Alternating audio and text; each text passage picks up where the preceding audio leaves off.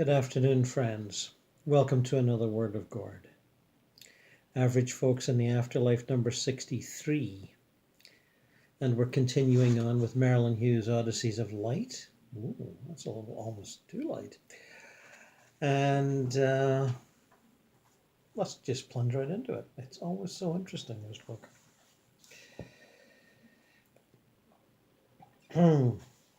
Wondering about haunted houses, my husband asked me to explain my perception of ghosts. Most ghosts, I explained, are just trying to get someone's attention, but are perceived fearfully, because they are not always seen. More threatening incidents are often the result of the soul's perception of himself. For instance, most hauntings begin with small things, such as door rapping, objects moving, or doors opening and closing, but they progress into more serious activities, including threats and violence. As soon as ghosts are perceived, they are feared. People speak of them as demonic or evil entities, and some will even have the house exorcised by a priest who believes the entity to be the devil himself. It should not be surprising that the soul, lost as he is, grabs onto these negative titles and says to himself, "They think I'm a demonic entity. That must be what I am." Their actions then reflect their self-image. Ghosts of this type can become very disturbed, and they need to be sent back to the light. That night, I took my subconscious astral husband, that means he's in his astral body but not conscious, to the White House, and we partied with the ghosts. These ghosts were not lost souls, however, just party animals. Enjoying the thrill of creating unexplained phenomena, these entities seldom haunt the same place every night. Swaying on a large crystal chandelier, I got Andy in on the fun. As we flew about the house, he understood that these entities were no threat. A lot of ghosts are really our own spiritual guides trying to get our attention. After enjoying our flights, we re-entered our bodies. Yeah. All the above is true in my experience. There are negative entities, and they can be malicious, they can be resentful, and they can be angry. But they can also be confused and just a little mischievous. And if they're weak-willed, weak-minded, they will accept a definition that you put on them, like, "Oh my God, it's a malevolent ghost." But sometimes they are genuinely malevolent, and they do feel that what has happened to their former dwelling place or what is going on in it is completely inappropriate and not to their liking. That's if they're former inhabitants. Other malevolent ghosts have their own reasons for being malevolent, mistreated in life, a bit like criminals driven by psychopathic and neurotic tendencies, based on things that have nasty shit that's happened to them when they were kids or teenagers, or and they're looking to inflict pain on society for a society that didn't care for them in their perceptions. So all the above is true, in my experience. Exiting my body, the time tunnel lay waiting for me to enter. Flying through, I entered another body. Crossing a river via a swinging bridge, I went to an Indian prison community, the same one I have described earlier, which consisted of a few small shacks surrounded by wooden fences. The shacks were made of stone with leaky grass roofs and an armed guard watching the entrance to prevent the Indians' escape. Bringing food to the prisoners, the guards let me pass without a word. A young and beautiful Indian girl met me at the gate and took me back to a newly built prison shack. The Indians had been moved to a more secure place to prevent their escape. Surrounded by gates, guards, and a river, the new townspeople felt pretty secure that the escapes would no longer occur. 3 Indian men lived in one of these huts. They called themselves brothers, but I knew they were not biologically related, as they were brothers in love. I doubt that means they're gay. Many Indians were held prisoner, but a special bond existed between myself and the 3 brothers, as they were my closest friends and confidants. Red Jacket was one of these brothers, and the intensity of our love was evident. 5 women lived in the shack next door, also becoming very good friends. All escaped, but one who died during the winter. Dropped into a later point in time, I was bringing a cart, which looked somewhat like a wheelbarrow, of food and blankets into the prison area. Inside the hut, we removed everything from the cart, and an Indian climbed in. Covering him with blankets and dirty clothes, I casually walked out of the camp with my cart, no questions asked. The guards felt I was a very compassionate woman by feeding the Indians and washing their clothes. On my way out with the prisoner, I ran into my husband, who was entertaining 3 guests, 2 men and 1 lady. For a moment, I felt that this would be a good opportunity to get him involved in the operation, but quickly realized it was not. Andy was trying to impress his guests with lavish gifts as they were celebrating the man's recent graduation from some type of school. "Why don't you join us in our celebrating, honey?" he asked, as I looked down quickly at my concealed prison escapee. I responded in a moment. Not so quickly. "In a moment, hun. Let me put my card in the house and I will meet you at the general store." With that, he and his uppity guests waved and turned to leave. Bringing the Indian to an old log cabin, I hid him in a closet. Also, having been an old storefront, the cabin was nailed shut after going out of business. After we had created our own secret entrance in the back, I left the Indians there, and at nightfall they would sneak out of the fort. I brought the cart to my home and headed for the general store. The store was a log building near the center of town where many people went to socialize. Inside, the shop owner, a man of about 55 with grey hair, thin and smoking a pipe, was catering to my husband, who was buying the most expensive cigars in the store for everyone there. The wooden counter was a very archaic version of a cash register, stood by the left side of the store, while the right displayed a small selection of rifles for sale. Angered at my husband for wasting money on those who did not need it, I tried to slip into the background. As the talk turned to the recent Indian escapes, I expressed my outrage and excused myself to leave. Dropped into a further point in time, the escape drama continued. Red Jacket slipped into the cart and I began the next escape operation. Taking him to the abandoned cabin, he climbed out of the cart and pulled me close to him. It had been quite some time and we had fallen in love. Consummating our love, he asked me to come with him. "You are one of us and do not belong here. Come with me and we will share our lives with each other. The Indian people will accept you and love you." Tempted, I thought about it for a while, but I did not have the courage to make such a hasty decision. Night was upon us and he had to leave while he could. "No, I love you very much, but I cannot leave, not yet anyway." Smiling as he embraced me, he said, "I love you with all my heart." Moments later he was gone, and I would never see him again. Crying softly as he departed, I pulled myself together, as I knew I had to get home so as not to arouse suspicion. Red Jacket pulled me slowly out of the body, and my vantage point was changed to watching from above. Andy was there, subconscious astral, watching the lifetime and getting angry. The case was clear cut to him. I had an affair, so I was wrong. Little Chinaman stepped in and said, "Your anger is an illusion, as love simply is. Red Jacket and your wife have a very deep spiritual bond, and it is beautiful. Your bond with her in that life was not the bond you share now. You and Marilyn share a very spiritual bond in this lifetime, and it is beautiful too." I don't know if we had Little Chinaman before. He's one of our guides. Apparently we all have many soulmates, and when it comes right down to it, everyone is our soulmate. Well, that's really coming right down. Way deep down. Red Jacket represented a way of life that I admired, and my subconscious remembered my past lives as an Indian. He had that spiritual quality that I wanted to grasp, and Andy was in a different illusion. Cruising through the time tunnel, I was dropped into the body of a courtesan in what appeared to be the 17th century.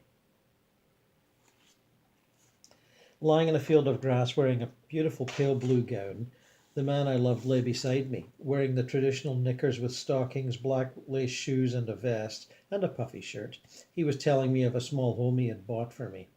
His dark wavy hair and piercing green eyes made him irresistible to me. It was evident that the man was married and I was his mistress. Intending to keep me, he wanted to provide me with all my needs. Strong-willed woman that I was, it angered me that he had not consulted me in choosing a home, and I did not feel that he respected my mind. I was very much in love, however, and the affair continued for a short while longer. Before I moved into the house, though, a sudden and unexplained breakup occurred. Maybe his wife had found out about us and demanded it be stopped. Never hearing from him again, I was heartbroken and didn't marry in that lifetime. Dropped into a later time period, an old dying woman. I passed over to the other side and wandered aimlessly for several years. Ready to move on, an entity led me to a door and told me to go through it. Inside, my lover sat next to another man that looked a bit like him. Many beings were in the room, and they all appeared to be young. Floating in, I tried to keep my hoop skirts quiet so as not to arouse any attention, and they made no noise. When I came into view, my lover turned and noticed me. Flashing a big smile and sending thought forms of love, he drew me to him. Preoccupied, everyone was watching an event on the earth plane below. And I was not sure what the fuss was all about. Overflowing with pride, my lover chimed, "My son, of whom I am very proud, was an important man." Waiting a moment to see if I would recognize him, he added, "My son was Thomas Jefferson, 3rd President of the United States." A beautifully carved beige casket was being lowered into the ground, the mourners crying. A voice behind me explained that the man I loved could not have left his wife without a scandal, and they had stayed together for propriety's sake. He had loved me very much, and the love was real. Taking my hand, we soared away. I was removed from the scene and relinquished to my physical body. Thomas Jefferson died in 1826, so my lifetime occurred in that time period. Ironically, this same person had entered the present lifetime, and we met after I was married, experiencing the same frustration as I had, as we could never become more than friends. His karma was balanced. Now, while all that is true according to the outlay of karma as I understand it, one action in one lifetime or re-experiencing the other side of a situation as this character did, doesn't balance is part of the karma. You understand? Not all of it, part of it. But interestingly, she would come across a bunch of spirits looking down at events on Earth plane. You see many references to this in the literature, although this may be the first one I've come across in these readings. But it does happen. They do seem to sort of gather and watch things that they're, how shall we say, emotionally and psychologically attached to. And the ghost that's deeply attached to certain places or people is just more deeply attached. And those people are, slightly attached, watching the funeral and then moving on. But it's the same sort of attachment on a continuum, various levels of it. So in a way, ghosts experience attachments the same way that the quote-unquote average dead person that's not a ghost experiences attachments, but just more intensely. A problem with my child had cropped up involving spiritual entities in the home. For months, Melissa had played hours on end with her spiritual guides at night, laughing and talking. All of a sudden, she began to cry hysterically as if someone was bothering her. Immediately, communication began. There were two possibilities. She could be seeing a lost soul, or entities from a former lifetime could be making contact. In Melissa's case, it was the latter. When she cried, I went into trance, communicating with the spirits that they must leave her alone, as she was not ready to deal with them. Having no desire to traumatize her, they left immediately to return when she was older. According to Indian wisdom, we must learn to see from all four directions of the medicine wheel, which symbolize wisdom, innocence, trust, illumination, and introspection. That sounds like five. But anyway, who am I to criticize? Allowing yourself to see through these directions, you will see there is nothing to fear. These four qualities combined lead to seeing from the spiritual realm, thus real reality. If you're being plagued by a spirit, know that there are answers. Now, while I question the concept of real reality, a little too simple for me, I do agree with her generally. And have been contacted by parents of troubled children who feel that spirits are bothering them. And I've had to, I'm asked to, creatively interfere and get rid of the spirits, which I can do. For those of you who are parents right now, or listening to this, parents or even grandparents, you can do what she did in the narrative here. Stop and ask spirit, your spirit guides or spirit generally, to give you images of what's going on or an understanding. You can actually do that without emailing me to do it, but you have your choice. It is doable, no question. Passing through the vibrational state and into the time tunnel, I was dropped into a lifetime during World War II. Living on an Indian reservation with my 7-year-old child, my mother was dead. My father, an aristocratic white with grey wavy hair, a moustache curled with wax, black hat, coat and cane, was making one of his infrequent visits to the reservation. Feeling nothing for the man, as he had not raised me, I paid little attention to his presence. The reservation was located near a forest, and our small square homes were built around each other in a circular fashion. Every night we would build a campfire and commune with each other. The father of my beautiful little girl was fighting in the Second World War, and I missed him greatly. Filling up on supplies for the community at a military commissary, I looked up and noticed a familiar face. "Grey Robe, is that you?" I shouted, running toward the Indian man. When he turned, I could not conceal my disappointment, as he was not Grey Robe. Preparing me for some bad news, he somberly said, "Grey Robe has just been reported as missing in action." Crying softly, I was not surprised. "We were good friends," he said. "He was very brave and he loved you and your little girl very much." Carrying the supplies, he returned with me to the reservation. In our camp circle that night, I was silent. Halfway through the evening, a man stood up and told of Grey Robe's status. The old Indian chief took me aside. An aging Indian with more patience than anyone I knew, he walked with me and explained the choices that Grey Robe had made. Grey Robe was in a healing lifetime, as his aura was filled with the color green. Giving back to those he has taken from in the past, he chose to move on. Hold his love within your heart and set him free. Wanting to do that for him, I nodded in understanding. Grey Robe was also Red Jacket. Giving his life to pay back for the lives he had taken during the Indian Wars, he was settling his karma. As we sat on the ground, the Indian master raised his hands to the sky and shouted to the heavens, "In our love, we set you free, Grey Robe." A moment of introspection followed before I was pulled from my body. Or that body.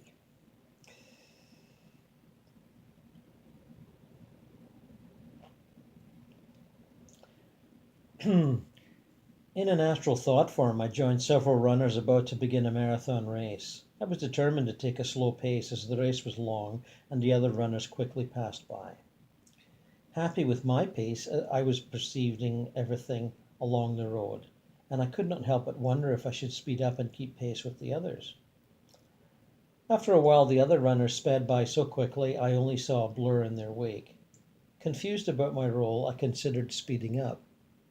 Suddenly, another runner pulled alongside me, going my pace. Immediately sensing my thoughts, he replied, "The other runners are caught up with the finish line, and you are more interested in the path." Looking at him, I said, But I feel you so separate and apart from their reality. He interjected, as you should. You feel the oneness, and you see their reality for what it is. They see it from a different illusion. To them, physical life is all there is. Winning is all there is. Spiritual growth requires a different perspective, one that you now have. Growth comes from within, not without. By taking life at the pace you have chosen, you allow yourself to perceive more accurately what the world truly represents. You embrace the divine plan and trust it completely, and they do not. They feel that their importance lies in finishing the race with the fastest time, and you see that the race will never end. Every perception along the path is crucial and an important one. If you miss the flower on the side of the road because you ran too quickly, you will need to return to perceive it in the future. I take it that's a symbol. In their ignorance, they may think they are passing you by, but the truth is, you have not even entered the race, not their race. Your path is parallel to their road, and they have not begun the path that you seek. The irony is that the race is an illusion. Do not compare yourself with those who see only illusion.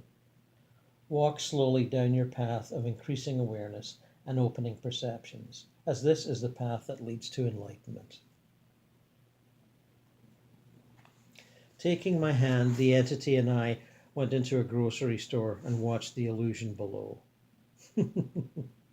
Listening to thoughts and observing actions, we talked and compared perceptions. Knowing what you know about the universe, would you choose again to become ignorant of it? My response was a resounding no. He continued, you may feel lonely and separate at times in your physical world because of your differing perceptions, but truth is a wonderful gift, and those who have truth have everything. Your loneliness is just another part of that illusion. Is it not true that we are always with you? Is it not true that we are available to you at all times? And if this is so, then your loneliness is only a false perception on your part, as all who feel lonely perceive an illusion. You are never alone. It is an illusion. Suddenly realizing that this being must be a guide, I looked at him more closely. Manifesting as a 20-ish man with straight brown hair, a little pudgy and wearing contemporary clothing, he let my hand go and began floating off into the distance. From afar he called to me, remember, you have universal truth, you have oneness. How is it that you could ever be alone? Feeling extremely loved and peaceful, I returned to my body and awoke. A teaching dream. A very lucid teaching dream, rather than experiential. But some of you will have dreams of a similar nature when you're progressing along the path and feel like you've lost all your friends and family members that think you're nuts. And I know from correspondence that quite a few of you are going through this. It is a bit of a sacrifice, but ultimately not. It's a temporary sacrifice. And your guides and your friends in spirit are always with you.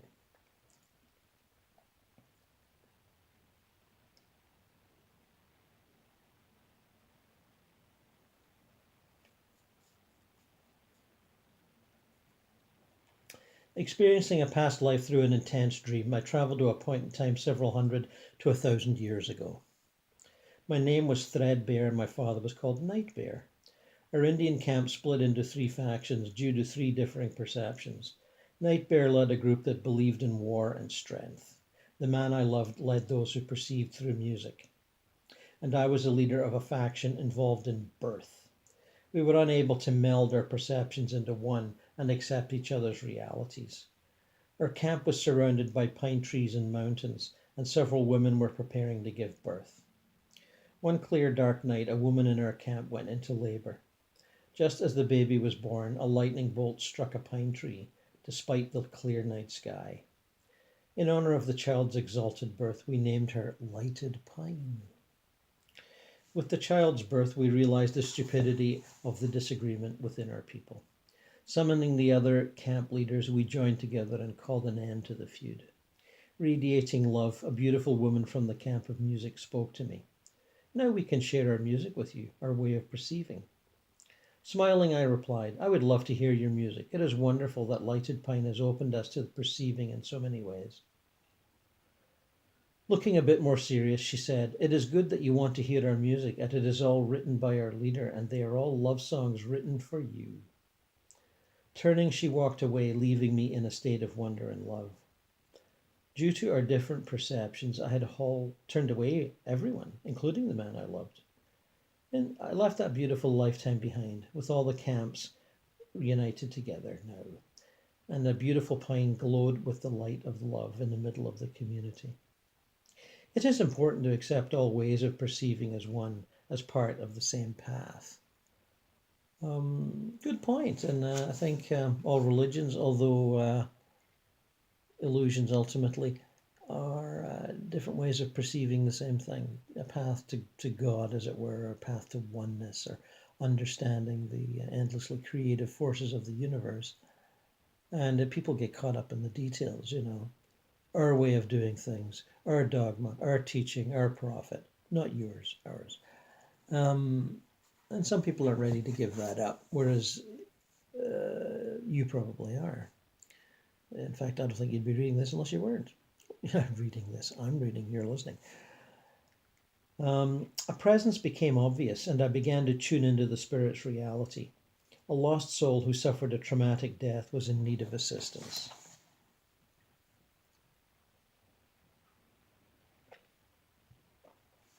A victim of a drug-related drive-by shooting, he showed me thought forms of his death.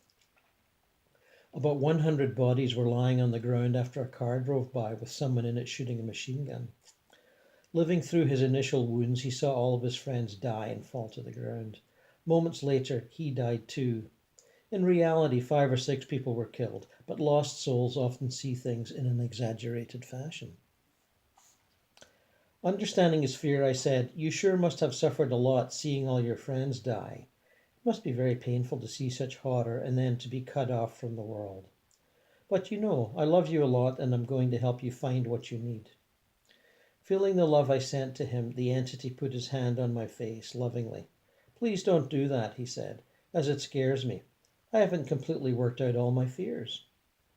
Backing off, he listened as I explained reality to him. Afterwards, the entity was calm, sending a thought form of love and thanks. A cool breeze blew over me, and the being returned to God. Well, again, that phrasing doesn't suit me at all. I moved on to the next higher level. And the next higher level is no more God than this level is. Unless you want to say that all God. But when you say return to God implies that moving on to the next level is the destination. And it's not. The next level is the next level. Better, more easy on the nerves, more like paradise, and less like being lost. But it's not God.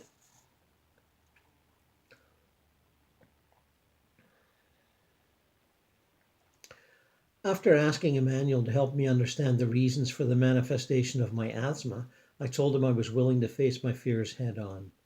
Leaving my body and heading through the tunnel, I dropped into the body of a brassy, short-haired blonde wearing a red cocktail dress, which appeared to be from the 20s. My husband at the time, who I knew to be Andy, was wearing a hat and a grey suit, which appeared to be from the same time frame. We were at a big party with about 100 people attending. The party was held in a huge red brick mansion with white pillars and a circular driveway. Parked in front of the house were 2 Model T cars. From behind, someone grabbed me, a gun to my back, and dragged me to an empty room.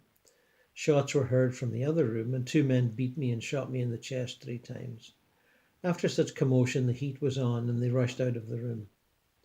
I was still alive, and the paramedics put me on a stretcher and carted me outside to the waiting ambulance. Going through the main room of the house, the coroner was leaning over my dead body's husband. Oh, that's good, dead husband's body. All the guests watched anxiously as we were removed from the home. In my hospital room, ready to die, I tried phoning the police to tell them who my attackers were, but I lost consciousness and died quickly, and no one would ever know it was a mob hit. Oh, I don't know. I think people could guess it was a mob hit.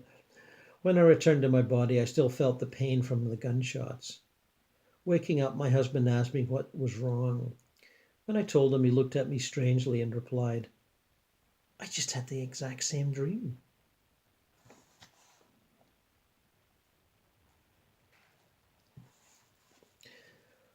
While taking a nap during the afternoon, I underwent a vibrational raising.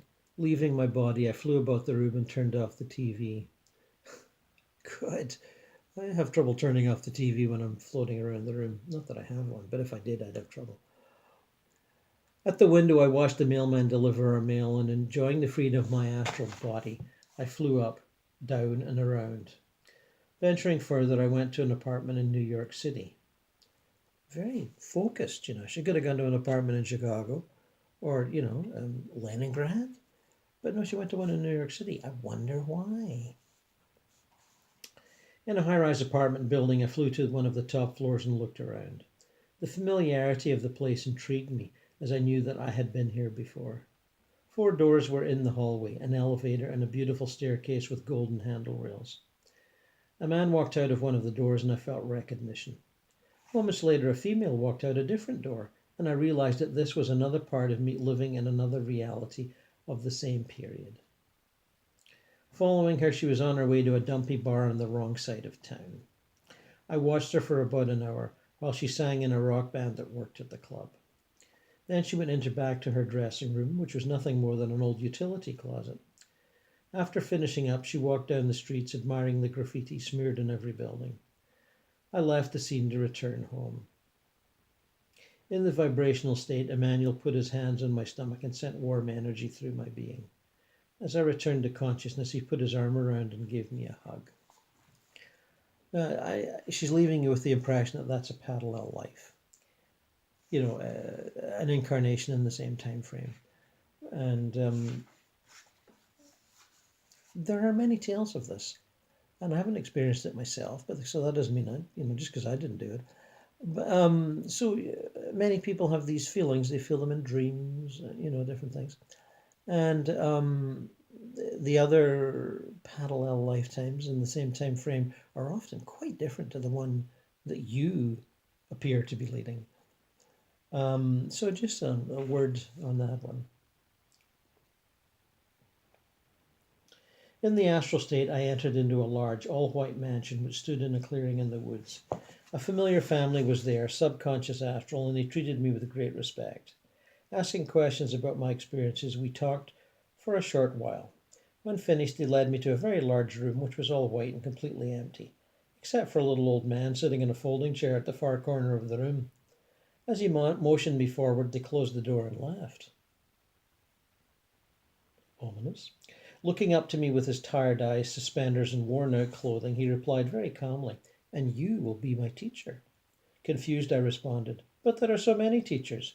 He interrupted, saying again, "And you will be my teacher." Frustrated, I asked, "But what will I teach you?"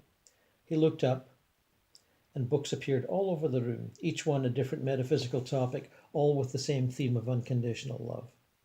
Browsing, I looked at the books. A spirit voice was heard from above. "You don't need these books. It's all within your heart." As I put the books down, the old man repeated, "And you will be my teacher."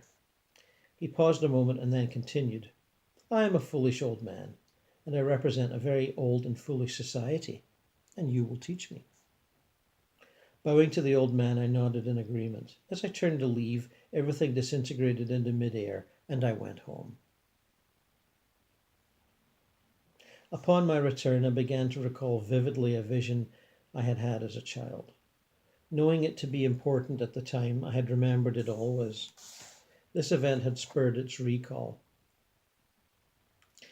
As I stood between realms of existence in my etheric body, the clouds began to whirl and heave as the heavens opened up.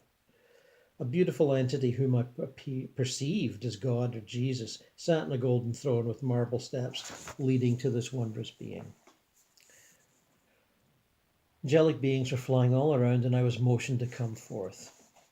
A vision was presented to me of the cross burning and myself trying to put it out. My family could not see the cross, only the fire, and we battled over this differing perception. In the end, I put the fire out and the cross stood tall. The powerful being spoke. The fire represents ignorance and the cross awareness. There will be much fire in your family, but you will bear the cross. As they will never see it, you may find frustration. At a future time, you will take that cross to the world and present it as a living vision of the reality of God. Though others may think you are foolish, you are special. All mankind will learn of the cross and see their own divinity. Be patient and let it be. With that, thunder struck, and the heavens began to close. Filled with love, I was changed forever. The vision never left me, and now its feeling was renewed. As we are all important in the second coming of the Christ consciousness, we should all pay heed to this message. Thousands of people like me and you are scattered about the world to become living examples of love and light for others to see. Small sparks of remembrance lead others to begin their own inward journey, and each of us has our own special purpose in that plan. And when I think of reading this book in, I think, 93, 94, I'm not exactly sure, it was mid-90s sometime, I see now with my own stuff, kind of starting in 1998 with my first book, Eternal Life and How to Enjoy It, composed then, but not published for some years later. I was, experiences like that sort of inspired me, although the Christian symbolism wouldn't have thrilled me at the time. But the actual notion of, the fire being ignorance and the cross being inspiration or reality. And then taking bearing the cross and then taking it to the world so that others may be inspired with a link to their own divinity. That's very much what my work is about.